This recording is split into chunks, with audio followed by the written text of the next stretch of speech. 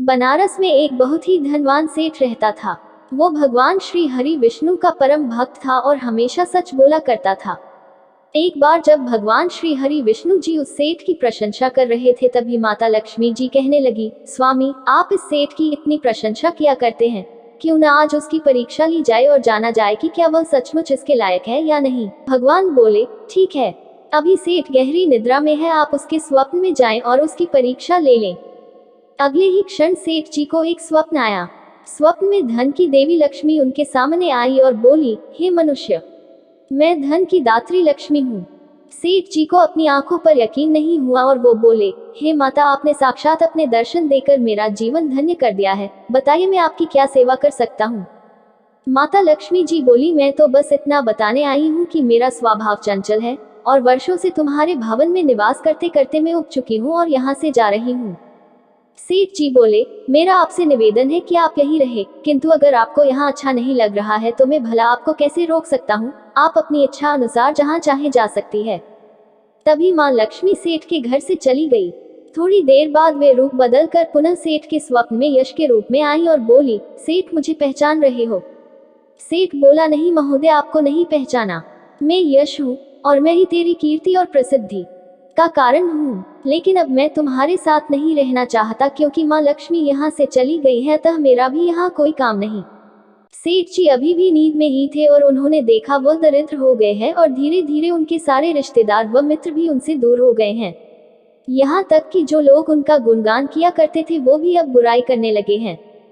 कुछ और समय बीतने पर माँ लक्ष्मी धर्म का रूप धारण कर पुनः सेठ के स्वप्न में आई और बोली, मैं धर्म हूँ माँ लक्ष्मी, और यश के जाने के बाद मैं भी इस दरिद्रता में तुम्हारा साथ नहीं दे सकता, मैं जा रहा हूँ।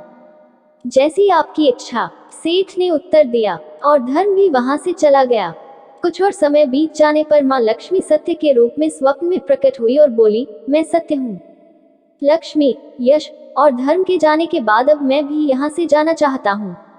ऐसा सुन सेठ जी ने तुरंत सत्य के पांव पकड़ लिए और बोले, हे महाराज, मैं आपको नहीं जाने दूंगा, भले ही सब मेरा साथ छोड़ दें, मुझे त्याग दे, पर कृपया आप ऐसा मत करिए। सत्य के बिना मैं एक क्षण नहीं रह सकता, यदि आप चले जाएंगे तो मैं तत्काल ही अपने प्राण त्याग दूंगा।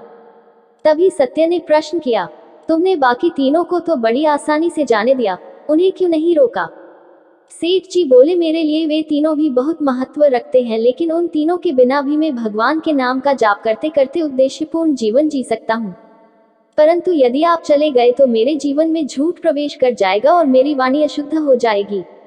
भला ऐसी वाणी से मैं अपने भगवान की वंदना कैसे कर सकूंगा? मैं तो किसी भी कीमत पर आपके बिना नहीं रह सकता।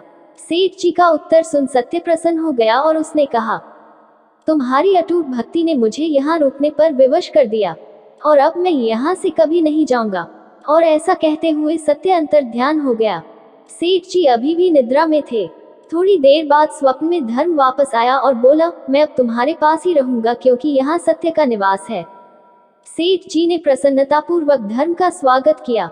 उसके तुरंत बाद यश भी लौट आया और बोला, जहाँ सत्य और धर्म है वहाँ यश स्वतः ही आ जाता है, इसलिए अब मैं भी तुम्हारे साथ ही रहूंगा। सेठ जी ने यश की भी आप भगत की और अंत में माँ लक्ष्मी आई। उन्हें देखते ही सेठ जी नतमस्तक होकर बोले, हे देवी, क्या आप भी पुनः मुझ पर कृपा करेगी? तभी माँ लक्ष्मी बोली, अवश्य, जहाँ सत्य, धर्म और यश हो वहाँ मेरा वास निश्चित है। ये सुनते ही सेठ जी की नींद खुल गई। उन्हें ये सब स्वप्न लगा, पर वास्तविकता में वह एक कड़ी परीक्षा से उत्तीर्ण होकर निकले थे। मित्रों, हमें भी हमेशा याद रखना चाहिए कि जहाँ सत्य का निवास होता है वहाँ यश, धर्म और लक्ष्मी का निवास स्वतः ही हो जाता है। सत्य है तो जीवन में सिद्धि, प्रसिद्धि और समृद्धि है।